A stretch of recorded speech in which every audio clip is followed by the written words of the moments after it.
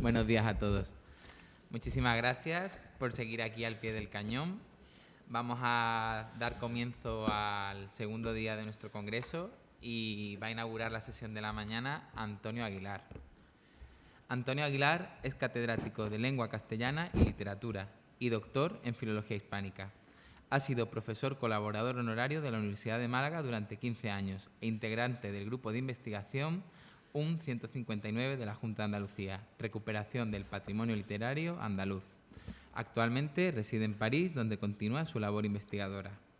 Como investigador, ha publicado Aspectos de poesía y poética en la lírica de Luis Antonio de Villena, Del paraíso a la palabra, poetas malagueños del último medio siglo, antología, que si no me equivoco es el libro que algunos habéis podido tener. Todo a 100, poesía española del siglo XX, antología. La belleza callada de la noche, introducción a la poesía de Luis Antonio de Villena. De deseada a deseante, la imagen de la mujer a través de la poesía escrita por mujeres. Y Antología del túnel, 4 poetas adversativos, que se publicó en El Toro Celeste. También ha sido el responsable de la edición de Entre el Tigris y el Éufrates de Javier Espinosa, Ventanas interiores, antología poética de Francisco Ruiz Noguera, Obras completas, Poesía 2 de Salvador Rueda y Profesores y poetas. Y ha sido coordinador de Desde la Farola, Poesía Española, última 1989-2009. Además, ha colaborado con artículos críticos sobre poesía española contemporánea en distintas publicaciones conjuntas y revistas especializadas, como por ejemplo Anuario del Mediodía, Analecta Malacitana, El laberinto de Zinc, Signa, Robador de Europa, Claves de razón práctica y TSN, Aula María Zambrano de Estudios Transatlánticos. Muchísimas gracias, Antonio, por acompañarnos hoy y te cedo la palabra. Gracias. Me quito el... Sí, puedes. Sí. Hola, buenos días. Muchísimas gracias a ti, Pedro, claro, y a la organización del Congreso, a Belén Molina, a Pedro Plaza y, por supuesto, a don Rafael Ballesteros, sobre todo por su obra y por el cariño con el que siempre me trata.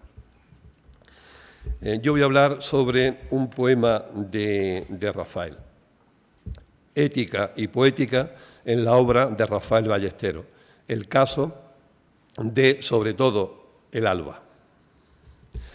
Cuando en el año 75 Luis Eduardo Aute terminaba de componer los últimos compases de Al alba, estaba lejos de imaginar que aquella canción de amor acabaría convirtiéndose en símbolo popular contra la pena de muerte. Rosa León, a quien estaba destinada su interpretación, pensó que el texto hablaba sobre la pena capital. Había asociado el alba, el momento en que los amantes deben separarse, de larga y extensa tradición literaria, con la hora en que solían ejecutarse a los condenados, el frío amanecer. Presiento que tras la noche vendrá la noche más larga. Quiero que no me abandones, amor mío, al alba. Esa feliz asociación y la prueba de que un texto es excelente es precisamente que permite 1001 lecturas, hizo que Rosa León dedicara la canción a los últimos condenados a muerte por el franquismo en un concierto en directo que tuvo lugar pocos días antes de que se ejecutara la sentencia, que fue el 27 de septiembre de 1975. 3 años más tarde, en el 78, tras la muerte del dictador, Al alba fue incluida en el disco colectivo Abolición, canciones contra la pena de muerte, y a partir de entonces quedó ligada en el imaginario popular a los últimos fusilamientos del franquismo. En el año 1983, Rafael Ballesteros titulará precisamente, sobre todo, El alba, un largo poema dedicado a la memoria de José María Hinojosa, con toda probabilidad el poeta más incómodo de la literatura española del siglo XX. José María Hinojosa fue fusilado contra las tapias del cementerio de San Rafael de Málaga el 22 de agosto del 36 por milicianos izquierdistas que actuaban por cuenta propia. Apenas unos días después de que Federico García Lorca fuera detenido y asesinado por el otro bando. La memoria futura de ambos, sin embargo, será muy desigual. Mientras que la figura de Lorca se convirtió rápidamente en un mito de alcance universal, Hinojosa será negado por todos. Derechas, que no sabían cómo enfrentarse a su heterodoxia, tanto vital como literaria. Las izquierdas, por razones obvias, e incluso por sus propios compañeros de generación. Aleixandre declaró que apenas había tenido relación con él, y Salvador Dalí, que había ilustrado su primer libro, sostuvo hasta el final que nunca había oído su nombre. Solamente Luis Cernuda fue capaz de escribir unas breves líneas de afecto. No se puede olvidar, sin embargo, que cuando el poeta malagueño fue asesinado, hacía ya casi un lustro que había abandonado la poesía. Había publicado su último libro en 1931 y que tras la proclamación de la República, el poeta había entrado de lleno en la carrera política y se había alineado con las posiciones más conservadoras al afiliarse al derechista Partido Agrario. No podía imaginar Hinojosa las terribles y funestas consecuencias que aquella decisión le depararía. Para entonces apenas había publicado 6 poemarios, la mayor parte de ellos todavía de factura muy juvenil. Pero entre todos destacaba La flor de California, el primer poemario plenamente surrealista de la literatura española, publicado en 1928, mucho antes de que Lorca escribiera su Poeta en Nueva York, o de que Cernuda se acercara al surrealismo en los primeros años 30. Prueba del interés y la fascinación que aún hoy en día sigue suscitando este poemario en las letras españolas son las distintas ediciones que se han ido sucediendo a lo largo del tiempo. En el 79, Julio Neira, uno de los grandes especialistas en Hinojosa, publicó la primera edición exenta de La flor de California desde 1928. En el 97, Carmen Díaz Margarit dedicó su tesis doctoral a José María Hinojosa y publicó también La flor de California.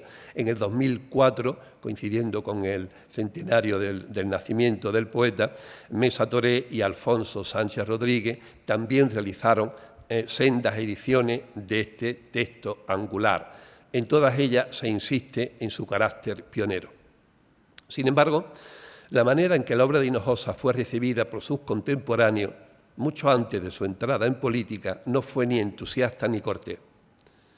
La mayor parte de la crítica pensaba que su obra era el mediocre resultado de los caprichos de un señorito con suficiente dinero para pagarse el lujo de editar sus propios libros, con los mejores medios e ilustrados además por jóvenes y prometedores artistas, a los que retrato pedía el buen Hinojosa de José María, según la mordaz y archiconocida Serranilla de la Ginojepa que le dedicó Diego.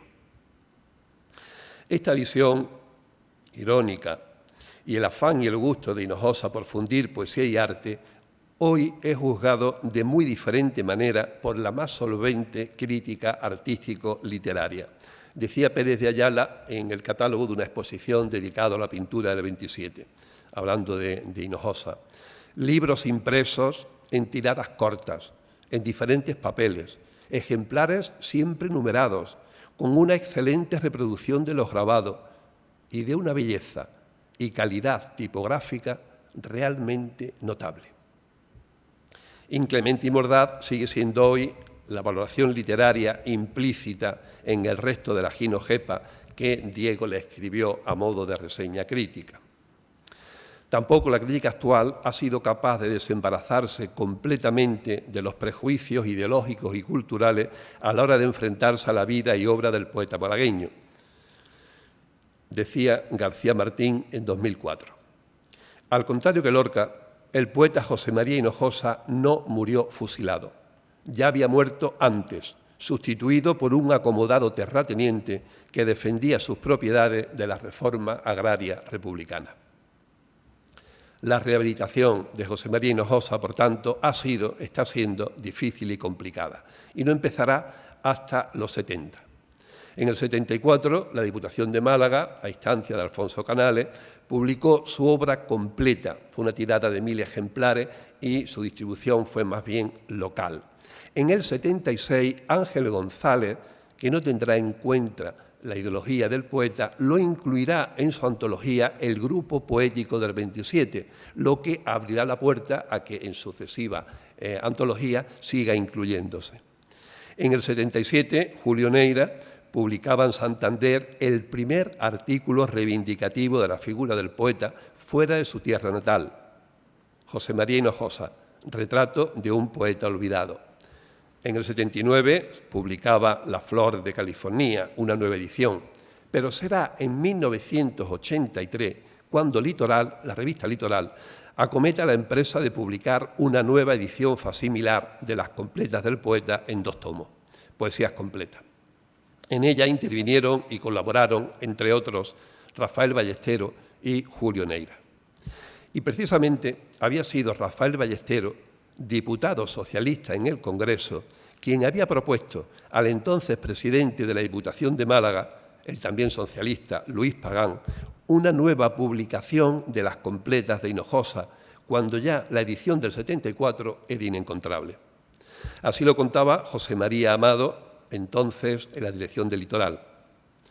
En conversaciones con Rafael Ballesteros pedimos la necesaria autorización y surgen estas 2 entregas que comprenden la poesía completa de José María Hinojosa. Aquella propuesta fue final y afortunadamente aceptada, aún a riesgo de no ser comprendida por parte de la izquierda española.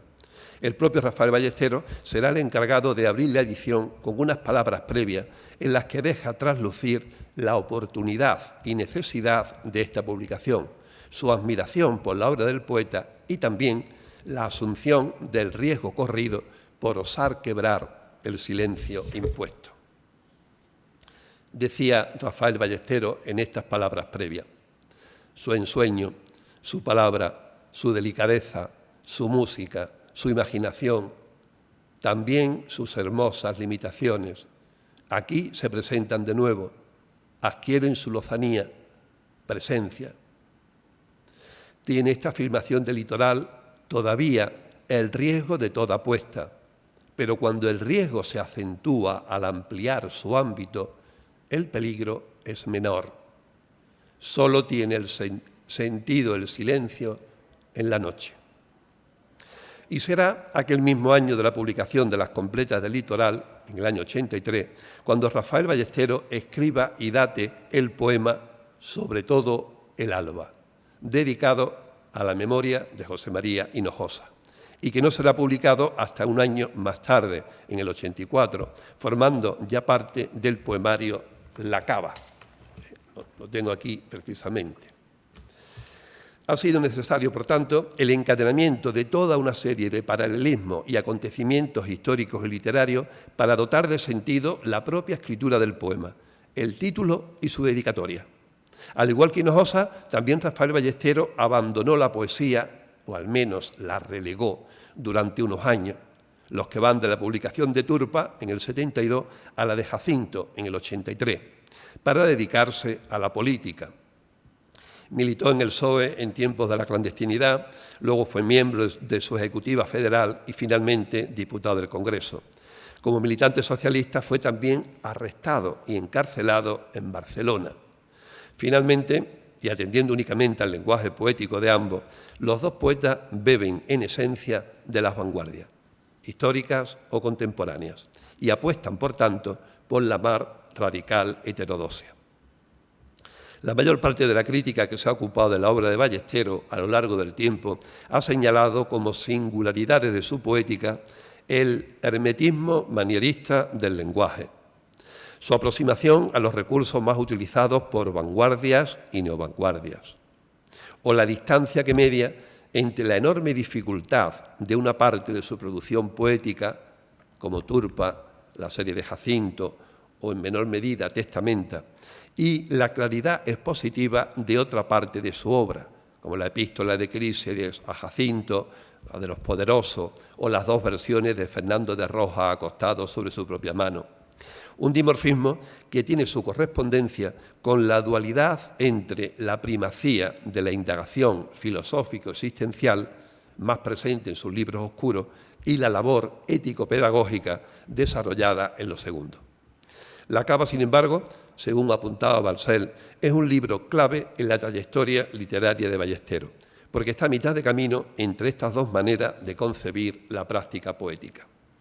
Decía Balsel: me parece incontrastable que la característica principal de la obra de Ballesteros se cifra en una penetrante interrogación sobre su propia escritura literaria y aún sobre sus claroscuros herméticos. Siendo así, Turpa podría representar el inicio de la segunda manera, Jacinto su potenciación y la Cava el decantado resultante, el registro ya acrisolado en términos de lenguaje de la labor crítica de la década comprendida entre principios de los 70 y principios de los 80. A estas reflexiones de Bacel puede añadirse que, además de esta citada decantación y depuración del lenguaje poético, la Cava recorre también las dos direcciones predominantes de la obra de Ballesteros: la indagación metafísica y el componente ético. La primera parte del poemario, titulada Zoon Politikon, puede leerse como una reflexión existencial sobre la antinomia existente entre la atracción que ejerce la belleza, el zoon, y la solidaridad con los otros, politikon. Dos conceptos aparentemente antagónicos que pueden identificarse con la encrucijada vital en que está inmerso el poeta: el ejercicio de la poesía frente al compromiso político, la mirada sensible que está metaforizada en el mar y la mirada solidaria. Esta supuesta disyuntiva va a quedar resuelta en la propia escritura del extenso poema que compone la segunda parte del libro y objeto de estas reflexiones, sobre todo el alba. Aunque en la poesía de Ballesteros son frecuentes las alusiones intertextuales a numerosos nombres de la literatura española, unas veces insertas en el mismo texto como manera de enraizar, explicar su propia poética, y otras veces de forma exenta, como directo y sencillo homenaje personal a los poetas y amigos cercanos, el caso de sobre todo el alba resulta, sin embargo, completamente distinto y singular. Su explícita dedicatoria a la memoria de José María Hinojosa funciona como subtítulo del poema. Va más allá del simple homenaje personal o literario y deviene esencial e imprescindible para la comprensión exacta del poema, porque en título y subtítulo están contenidas todas las claves que el receptor necesita. El alba nos lleva al momento en que los condenados a muerte eran ejecutados y la dedicatoria, de forma clara y directa, al poeta fusilado. Y estas claves hacen que su lectura sea menos hermética que la del libro inmediatamente anterior, Jacinto. Si las muertes de Lorca, Machado o Hernández han sido glosadas innumerables veces, casi desde el mismo instante en que ocurrieron, por poetas y amigos que no dudaron en rendirle su homenaje, en el caso de José María Hinojosa ha sido necesario esperar a 1983, casi medio siglo después de su asesinato, para que un poeta de izquierda se atreva a reivindicar su figura personal y literaria sin necesidad de descender al terreno ideológico. Sobre todo el alba es además un poema capaz de trascender las vicisitudes personales del poeta evocado para convertirse no solo en transversal alegato contra la barbarie de la pena de muerte, sino también en una honda reflexión sobre la muerte misma. Sin olvidar tampoco que en su conjunto queda reflejada de forma explícita e implícita la poética de su autor, lo que lo convierte también en un texto señero de práctica metapoética. La propia dedicatoria a un poeta fusilado en una guerra civil por un grupo de paisanos suyos, sin mediar juicio ni sentencia, es ya toda una firme declaración de principio. La denuncia de la utilización de la pena de muerte para dirimir conflictos, sean sociales o políticos, acerca el poema a la poesía social de los 50, pero con el punto de mira girado. No se trata ahora de transformar el injusto mundo de la dictadura, ya superada, sino de romper con la simpleza maniqueísta en que se había instalado una parte de la sociedad española. Todo ello tiene lugar en un momento histórico, principios de la década de los 80, en el que por primera vez desde la España republicana, un partido de izquierda, el PSOE de Felipe González, gobierna la nación. Y si además es un poeta socialista el que dedica y rinde homenaje a un poeta de derecha asesinado y luego silenciado, el alcance de la denuncia es aún mayor. Ballesteros, sin embargo, tiene sumo cuidado en huir del panfleto, el sentimentalismo o el dato anecdótico, para ofrecernos un poema limpio, decantado y reflexivo. Porque no se trata ya de defender una ideología determinada, ni de acusar a los asesinos, sino de cantar la vida misma. Las concesiones del poeta a la realidad histórica evocada son tan sutiles que casi pasan desapercibidas para el lector, como la tapia, tan llena de connotaciones guerra civilista. Decía Ballesteros: pasó ululando la luna, sopesando el entorno, y rozó con su materia el recinto. La tapia, los olvidos, pasó, dejó su cortinaje. La imagen de la luna, casi lorquiana, iluminando el entorno, no deja lugar a dudas. El crimen ya ha tenido lugar, pero fuera del poema. Ballesteros, al igual que hiciera en Jacinto, va a utilizar de nuevo la polifonía de voces, pero esta vez con una doble finalidad.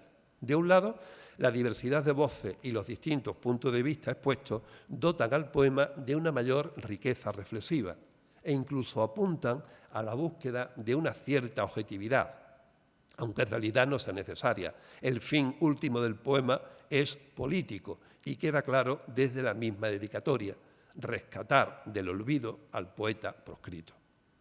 De otro lado, las reflexiones contenidas en las distintas voces, más allá del posible juego dialógico, funcionan como planos superpuestos en los que se mezcla la metafísica con el discurso metapoética, la realidad con el ensueño. Así Ballesteros da voz a el asesinado y el que mata, personajes antagónicos y auténticos protagonistas del drama, pero también a tres espectadores excepcionales: la voz, el campesino y el poeta, cada uno de ellos con una misión y un discurso diferenciado. El poema, que tiene 369 versos de arte menor, está dividido en tres partes más o menos equilibradas, cuyo contenido, elogio de la vida, irrupción de la muerte y reflexión sobre el olvido, nos remite a los tres momentos cruciales evocados. De los 5 personajes, la voz es quien tiene mayor presencia escénica, hasta 5 intervenciones, ya que al asumir las funciones del narrador, que a veces se funde incluso con el coro griego, será la encargada de hacer que el texto avance, pero también de situar cada una de las escenas en un espacio y en un tiempo determinado, siempre en pasado, más simbólico que reales. Allá la vida tenía materia donde sostenerse y dar su fruto, y era ágil la carne y fluida la zarza donde aquel jilguerillo le piaba a la luz. Allá habitaba vida. Ese allá inconcreto donde habita la vida nos remite al cuerpo físico del poeta, que camina acompañado de la inspiración creadora, el jilguerillo, trasunto del ángel y de la musa, que le piaba a la luz. Precisamente el verbo piar es uno de los más utilizados por el poeta a lo largo de toda su obra, la mayor parte de las veces como imagen y metáfora de la creación poética. Y nos deja claro que solo la materia, la carne, es origen y depósito del humano. Huye así Ballesteros del melodrama fácil y el huero sentimentalismo. Vida y muerte no son sino el haz y el envés de la propia existencia física. Pero conforme avanza el poema, la orientación léxica de la voz va ensombreciéndose y llenándose de turbios augurios. La luz, presente en todo el texto, acaba por teñirse de sombras y oscuridad. Es por ello que entonces, entre la luz del alba, el hombre solo prende la noche, la ceguera. Aunque ello no impide la claridad de la admonición con que finaliza el poema. La voz reflexiona allí sobre la incertidumbre de la memoria, la personal y la histórica. Frente a la ignominia del olvido se alza no el amor, y mucho menos el panfleto ideológico, sino el impulso creador que cristaliza en la obra artística. Será la propia escritura del poema, o sea, la práctica metapoética que se esconde tras el canto del pájaro, la que haga que la memoria persista. Ah, peregrino, finge el amor, haz de tu vida un artificio. El pájaro en la rama le cantará a la aurora. Mucho más ambigua y compleja resultan las voces del campesino y el poeta. Hinojosa, aunque dueño de sus tierras, era en el fondo un campesino. El motivo último de su encarcelamiento fue su lucha política por defender las posesiones a las que él creía que tenía derecho, pero también era, o había sido, poeta. La visión terrenal, telúrica, del primero, del campesino, se opone, complementa a las reflexiones del segundo, del poeta. Frente a las certezas absolutas del campesino, lo cierto es lo que fluye, lo exacto, lo concreto. Se yergue la incertidumbre del poeta.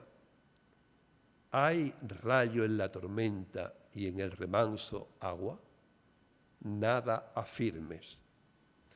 Tampoco podemos olvidar que los componentes del pelotón de fusilamiento eran, con toda probabilidad, campesinos, y que la voz del poeta también puede identificarse con la del propio Ballesteros, el poeta que escribe el poema. Todo un intrincado juego de espejos que admite múltiples glosas e interpretaciones y que funciona como límpido reflejo de la complejidad subyacente en la trayectoria vital del poeta homenajeado. Sin embargo, los verdaderos protagonistas del drama son el asesinado y el que mata, ahora individualizado. El asesinado, sin ningún rencor, asiste desconcertado y desvalido a su propia muerte, a la vez que defiende, a través del canto a los sentidos, que el cuerpo físico, la materia, es el único y seguro receptáculo del amor. Tocan las estelas, vibra el calamillo en el aire, la azucena pía entre las lindes, el soplo del jardín es extremoso y viene la sonrisa a la piel, la boca entreabre sus carmines, el amor tiene sitio. El que mata, sin embargo, que no tiene conciencia del mal, se define como solo instrumento de la propia vida. Acato la manera en que las luminarias fallecen y se incendian. Por ello mato, cumplo mi último abandono. Pudiera parecer que Ballesteros de alguna manera excusa el asesinato, pero no es exactamente así. El poeta ha tenido sumo cuidado en obviar todas las referencias anecdóticas para construir un poema metafísico acerca del significado de la muerte y del olvido, como destino inexcusable del ser vivo. El objetivo último del poema no es denunciar explícitamente el asesinato de Hinojosa, ni buscar o señalar a los culpables, sino reflexionar con serenidad sobre la muerte, sobre todas las muertes, independientemente de las vicisitudes históricas, ideológicas o personales, y así rescatar del olvido al poeta muerto. Para evidenciar su repulsa por todo crimen, a Ballesteros le ha bastado con nombrar al poeta como el asesinado. Sobran ya explicaciones, denuncias o justificaciones. José María Hinojosa, el hombre, ha sido restituido a su lugar, a la memoria de, y se ha salvado del olvido, la peor de las muertes, gracias a la palabra poética. No va a ser esta la única vez que Ballesteros entre dentro del resbaladizo terreno político en su obra poética. 20 años después, en 2003, el poeta recuperará en el poema Sinfonía en tres tiempos, incluido en el poemario Los dominios de la emoción, el recuerdo de su detención y encarcelamiento en la España del 74 por su militancia socialista clandestina. Más allá del componente ético implícito en Sobre todo el alba y que Ballesteros convertirá en ético pedagógico en muchos otros poemas concretos o incluso libros enteros dirigidos fundamentalmente a los jóvenes, este texto también deja traslucir la fe del poeta en la palabra entendida como comunicación e incluso revela su poética explícita, tan deudora de vanguardias y neovanguardias. Ballesteros, además de homenajear al hombre asesinado, no olvida que Hinojosa es también el primer poeta español en publicar un libro de indudable filiación surrealista, La flor de California, que a pesar de sus debilidades sigue siendo un ejemplo señero de cómo la literatura española de su tiempo recepcionó y personalizó las principales conquistas de las vanguardias históricas. Quizás por ello el poema, sobre todo el Alba, a pesar de formar parte de la cava poemaria que la crítica ha señalado como ejemplo de contención y depuración expresiva dentro de la dicotómica obra poética ballesteriana, contiene, como implícito homenaje a la Hinojosa poeta, algunos de los recursos más heterodoxos de los utilizados por vanguardias y neovanguardias, desde la creación de expresivos neologismos hasta las libres asociaciones sinestésicas o la ruptura de las convenciones formales exigidas para el verso. En definitiva, con la escritura de sobre todo el Alba, el poeta Rafael Ballesteros rinde homenaje a la figura de José María Hinojosa y trata de rescatar del olvido social, político y literario al hombre asesinado y al poeta vanguardista silenciado, aunque la eternidad sea solo una quimera, ética, poética y metafísica, abrazados en un mismo texto. Y allá, al final del mundo, el cadáver florece en el vacío y la muerte y la nada se confunden y pasan. Mas queda el pensamiento, el viento de la visión, de abrir a la avecilla y encontrar el recuerdo. Y en el recuerdo habita el cadáver, la nada. Muchas gracias.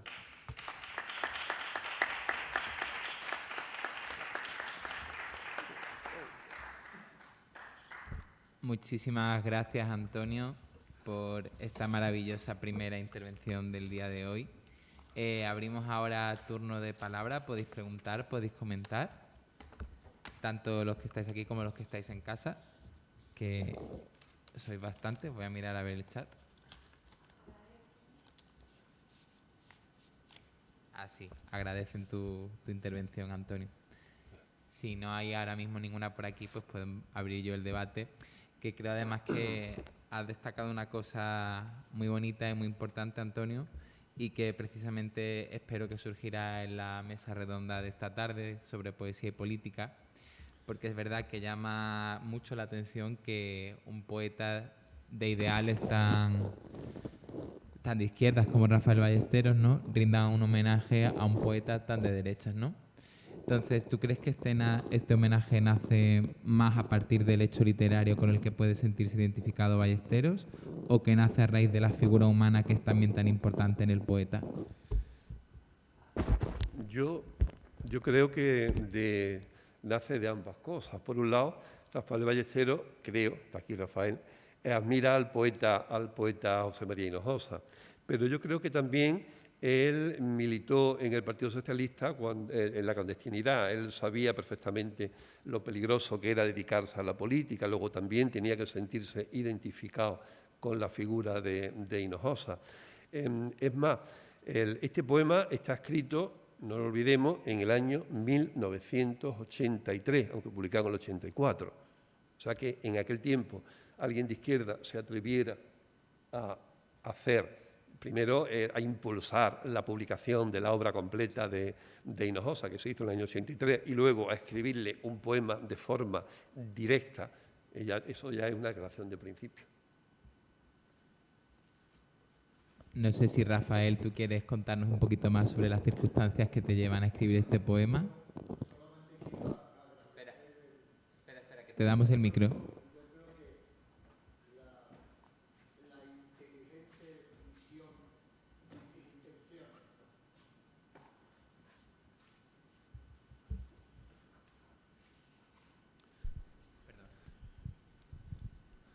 Efectivamente, yo quise hacer un homenaje a un poeta incomprensiblemente olvidado, ¿no? Pero quería también hacer un homenaje al asesinado, ¿no? A cualquier asesinado, sea el que sea, y signifique lo que signifique, ¿no? Y por tanto, la intención está absolutamente asumida por tu trabajo, ¿no? Pero creo que el trabajo se quedaría pobre si no hubiera tenido lo que tú le has añadido a la intención, porque con las intenciones no bastan, como sabemos, ¿no? La buena intención no hace un buen poema, ¿no? El buen trabajo más, ¿no? Y es eso lo que has hecho, ¿no? Un trabajo que al mismo tiempo ha tenido que ser también generoso, porque has tenido que vincular dos planteamientos diferentes que en el fondo quieren tener un significado, que no es posible aceptar el asesinato de ninguna manera. No hay justificación posible para eso, ni moral, ni política, ni humana, ni de ningún tipo, ¿no? Eso es lo que quería decir. Pero sería pobre eso si no hubieras añadido tú los valores también literarios que podía tener el poema, ¿no? A mí me ha gustado algunos versos que he escrito yo, lo cual quiere decir que estaban bien planteados previamente a decirlos, ¿no? Y que cuando se dicen con capacidad literaria asumida ya, ¿no? Por tu parte, ¿no? De manera que me has emocionado de verdad, me ha interesado de verdad, y yo te lo agradezco muchísimo, claro. Gracias a ti siempre, Rafael. Sí, buenos días. Soy Aurora Gámez, delegada de ACE y presidenta del Grupo ALAS.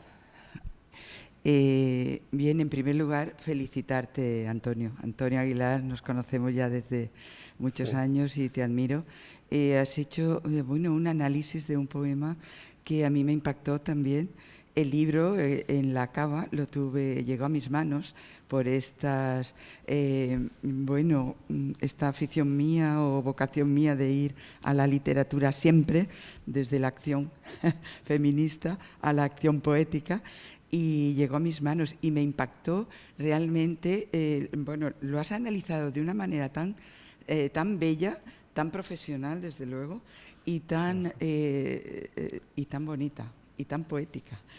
Como dice Rafael, escuchar al autor aquí es emocionante, porque realmente es que una se descubre escuchando en la voz de los demás tu propia voz poética. Es emocionante, ¿verdad, Rafael? Es impresionante. Lo has hecho muy bien. Y como dices, contextualizar el poema en el año 80 y pocos, porque si se editó en el 84 quiere decir que se pensó y se escribió antes, como ya se había hablado muchas veces. Entonces, esto de hablar de la vida y la muerte, del haz y del envés, de la memoria y del olvido, y esa recuperación de un ser humano como fue Hinojosa o como fue García Lorca, que hemos cantado tanto, y al asesinato, cuando hemos cantado, todos los poetas cantaron el asesinato de García Lorca. Entonces, esa recuperación de un poeta desde la poesía y desde la literatura y desde el ser humano, a mí me impactó, sobre todo por lo que has dicho, esa contradicción, esa contradicción que no es aparente, es real, de ideologías tan distintas, pero eran poetas, eran pensadores, eran personas que planteaban la vida y que se cuestionaban diariamente, dudaban de la vida, como habíamos hablado. Gracias, Antonio, por esta exposición tan maravillosa, y gracias también a Rafael por haberlo escrito y habernoslo comunicado. Gracias. Muchas gracias, Aurora. Pues ahora sí damos un fuerte aplauso a Antonio.